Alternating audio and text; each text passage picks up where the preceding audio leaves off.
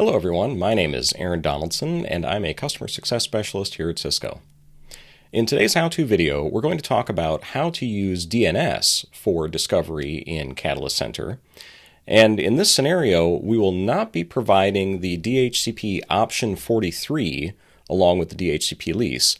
So the plug-and-play agent will be falling back to its secondary method of discovery, which is to use DNS to discover Catalyst Center. Okay, so how does DNS discovery work? Well, first of all, every discovery method that is considered zero-touch provisioning still requires a DHCP lease. And so, in that case, we're always going to have DHCP available for the device to learn about how to connect to the network and learn about how to find Catalyst Center. However, in this scenario, the DHCP lease must include a domain name. It must include one or more DNS servers that are reachable, and will also need to include an NTP server for network time synchronization. Now, when the plug-and-play agent begins its process of discovery, it's going to first look for option 43, and when it doesn't find it, it will fall back to building a fully qualified domain name using some hard-coded host names in the plug-and-play agent software, and combining that with the domain name provided in the DHCP lease. So in this case, it's going to be looking for PnP server dot whatever your top-level domain name, or whatever your domain name is, and then a dot, and then whatever your top-level domain name is. It'll also attempt to resolve PnP NTP server dot domain dot whatever. Now, the reason for needing the NTP server is so that when connecting via the secure SSL protocol, it has to ensure that the time is very closely in sync with the server it's connecting to, or else that whole process will fail authentication.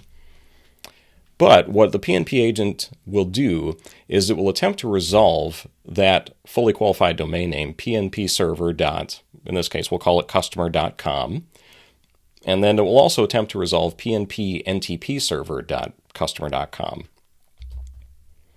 And if those DNS resolutions work, or at the very least if the PnP server DNS hostname exists, the plug-and-play agent will obtain the IP address for connecting to Catalyst Center, and it will continue on with its discovery process. Okay, so let's take a minute and talk about the certificate requirements, because this is an additional caveat that you need to be aware of. So the Catalyst Center SSL certificate must contain the PnP server dot domain name dot whatever, and should also contain the PnP NTP server dot whatever.com if the Catalyst Center server is providing NTP services. But those must be contained in the certificate subject alternative name field on an SSL certificate. So that SAN field, or subject alternative name field, it includes alternative host names and IP addresses that could also be used to connect to the server hosting this certificate. So in this case, it's going to need that field pnpserver.cisco.com or .customer.com. Now, by default, when Catalyst Center is installed and configured, it's going to provide its own self-signed certificate. And in that process, that self-signed certificate should include the SAN entry for PnP server dot, and then whatever domain you provided during the setup. So that should already be in there. However, if you are using an enterprise certificate authority in order to generate your own SSL certificate and install it on Catalyst Center, this is a step you need to make sure that you take. So you'll have to manually add in, before you generate the certificate, those proper SAN entries. At the very least, you'll need pnpserver.yourdomain.com in the SAN field. If that's not there, and your device attempts to connect to that DNS hostname, even if it can resolve that hostname to an IP, it will attempt to make that secure connection to that device using that DNS hostname, and it will fail because it will look at the certificate details and see that that DNS hostname doesn't exist in the certificate. So for security purposes, it will back off and say, I don't know that I can trust this server, and that connection will fail. All right, so let's take a brief look at our lab topology here. Again, we'll be using the same setup as before, with our Catalyst 9500 switch being the plug-and-play switch that we're playing with here. We're going to continue using VLAN 5 like we did in one of our previous videos, and we will continue to have the Gigabit Ethernet 00 management interface disconnected. So the VLAN 5 SVI is on the upstream switches that the device is connected to, and they are also providing DHCP for this VLAN 5. However, that DHCP server is not configured with option 43. We've omitted that. We did, however, provide a DNS server IP, and in that DNS lease, we provided a domain name of, in the case of my lab, usps.cisco.com. Additionally, we'll also be providing an NTP server IP so that the device can synchronize its time with the local NTP server. In our lab, we also generated an enterprise signed certificate for Catalyst Center. So to do that, we used a Windows server that is providing the DNS service as well as the certificate authority role. And we issued the SSL certificate to Catalyst Center with those proper SAN entries created. And finally, the Catalyst Center server is again in the separate shared services network, so in order to reach it, we'll have to route across a few different subnets. But all right, let's go take a look at our demonstration. Okay, so first we'll bring up our config snippet, and we'll take a look at that configuration. And as you can see, it's very much the same as when we did the onboarding with VLAN 5. However, in this case, in the DHCP pool, I've removed that option 43, and instead I've put in a domain name of usps.cisco.com and DNS server, which happens to be our Windows server, of 172.16.202.110.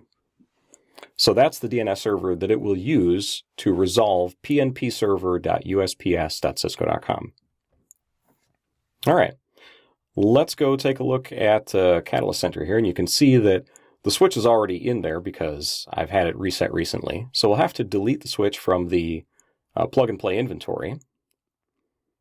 But then we can go back over to the switch itself, and we can issue the PnP service reset command.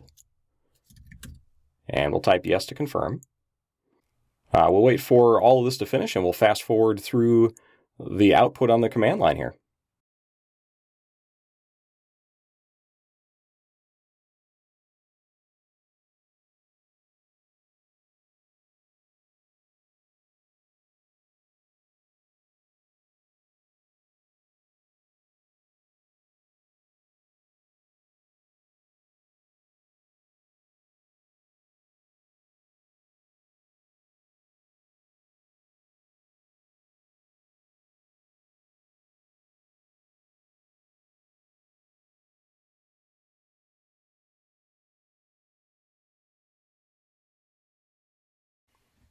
Okay, at this point we can see that the onboarding is complete from the command line. We can see that it has successfully connected to the Catalyst Center server on port 443.